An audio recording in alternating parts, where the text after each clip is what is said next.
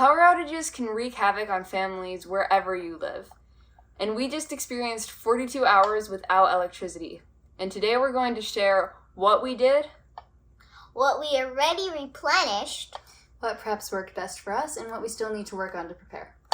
Right now. Hey, we're the Vineyard Chicks, and we'd like to invite you to our Monday Live music and giveaways. They're at 9 p.m. Eastern Time.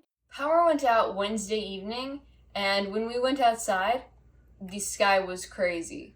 It was black right above us, but to the east and the west, we could see light in the horizon, and it was like 8 o'clock. It was already late enough that it should be dark all over the place where we are. It should be We thought maybe black. it could have been light pollution from neighboring cities. Or maybe something more ominous. 99 balloons go by. As soon as the blackout hit, we immediately tried to go into phase 1.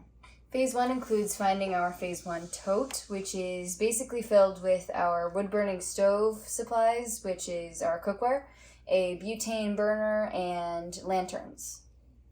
We also made sure that we had all of our wood stocked up inside the house so that it was dry, so that we could light fires in our wood-burning stove, and that would keep us warm without electricity. So we have the ones outside, but we also have the ones inside. And we also stocked up for our gray water. Yeah. We also had meat for dinner defrosting already that day, so we were able to just move our dinner and put it on the wood-burning stove, which turned into the most awesome ribs ever. But we had that ready, and we were able to make that food. Most kids in our area were able to take their days off of school because of the blackout. We weren't that lucky. We were able to charge our electronic devices using the Jackery, which is a battery generator, and we were able to use that for the first 24 hours. In the second, we used the Bluetti. Blue Yeti. The Jackery and the Bluetti. Blue Yeti. We were able to charge our devices using those, and when one ran out, we were able to charge it either through solar, using our car batteries, or using a generator, so our school wasn't actually that affected by it. The first day when we woke up, it was a little bit chilly because the fire had gone out. So we lit the house on fire. No. We were able to restart the wood-burning stove, as you can see in this video, where I'm wearing my Spider-Man pajamas. Unfortunately, that day we also discovered that one of our preps wasn't working. A percolator that we were using to make coffee turned out to be leaking. And so that's just a great reminder that you need to check your preps before something bad happens, just in case they don't work, because coffee. And here you can see that we were able to make fried rice with our butane burner and some fresh eggs that we got from our chickens outside, which we didn't have to refrigerate because... And this is because when chickens lay eggs, they have this natural bacteria to them that can protect them while they're incubating, so that they don't spoil. So if we don't actually have them fertilized, we can just leave them out for a little bit. Now, after 24 hours, we enter phase 2.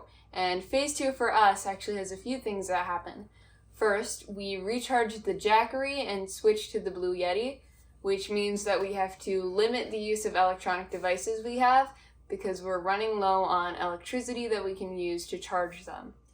Then we also have to empty our refrigerator because after 24 hours, the refrigerator has started to lose its cool.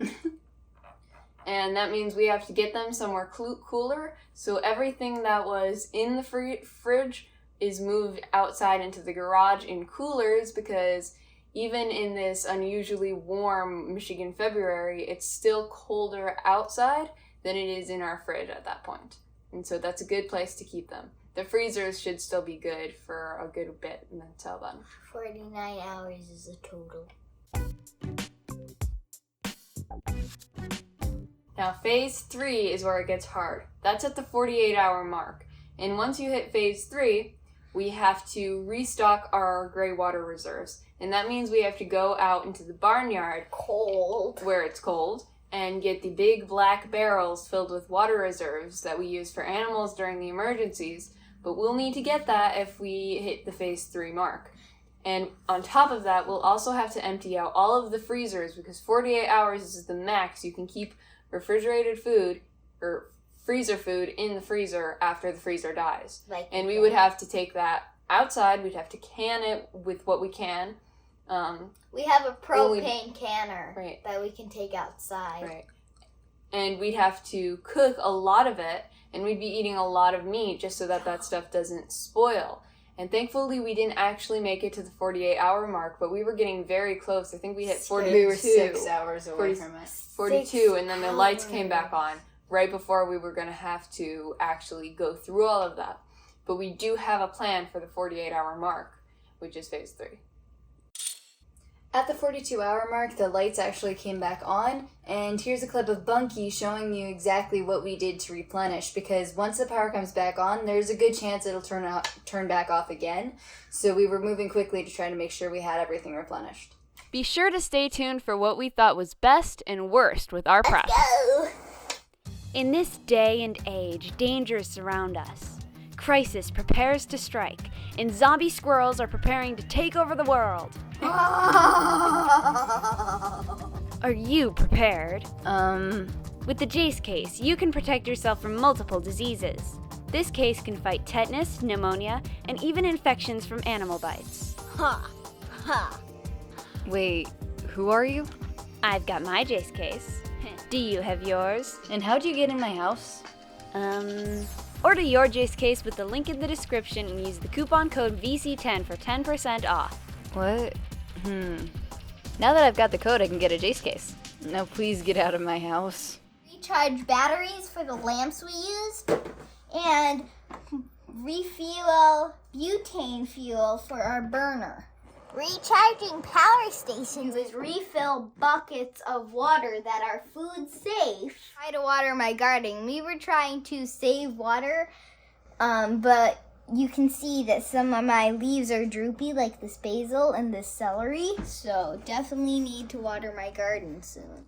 We need lots of wood because it will be very, very, very cold here, especially if it's an ice storm in the house. So we need the wood burning stove and our wood. Now we need to restock soon. Let's move back all the refrigerated stuff that we moved outside and coolers back into the refrigerator. So another thing we learned and need to definitely do is to have a system for washing dishes. Cause another thing we have to do is restock water bottles. Guess we have another trip to town. Hi.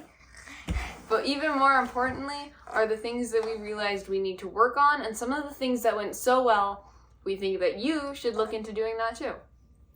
For one thing, we realized that there were some things we need to improve on. We need to test more of our items, because that one thing that leaked, we weren't exactly expecting it to leak, but we did have backups. We used it for one day and it didn't leak. We also realized that we need to bring more water reserves closer to the house, because if we hit that 48-hour mark, it would have been very, very troublesome to go out there and get those water buckets. We need them closer by. We also figured out that because this was a winter blackout, we were very lucky that we only had to empty the fridge into the garage. If this had occurred in summer, which thankfully isn't as common, if it had occurred in summer, we wouldn't exactly have that area to put our refrigerated stuff in. So what are we going to do? Should we build Elsa's castle? Should we go Amish and make a ice house like they did? Ooh, should we go Amish to do that? Should we dig a hole in the ground and put it and bury it? No. I don't want to unbury milk. Time capsule. Nice. And on top of that, we also realized that we need to get more butane for our backup supply, because we were going to get a little low on that if the power hadn't come back when it had. So those are some things that we need to improve. Now, as far as what went well, the thing that went the very best were the backup totes, and we had them labeled. So we had totes for each phase, and we had the name of what phase each tote would be On a sticky note. on a sticky note. And it said phase 1, phase 2, which would be 24-hour mark, 48-hour mark, 72-hour mark. And so it was super easy to find just using the lanterns in the dark, because we didn't have to go through each tote trying to figure out when do we need this one. Where's the one for the 24-hour mark? You could actually just glue paper on a cooler and put it on your stuff in there. Yeah, Yeah, your there's tote a could few be options. anything. You could just use a plastic container, a cooler, it could be anything, as long as it can store it and you have a marking on it for when you need which one. If you appreciated this content and you actually enjoyed this, let us know in the comment sections if you want to see our 72-hour prepping plan, or what would happen if we made it to a week or 2 weeks. Or a year.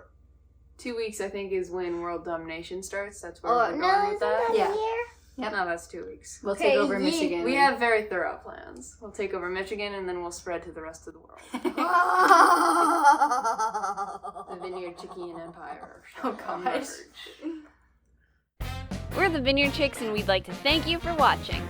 Please like, share, and subscribe so you don't miss the next one.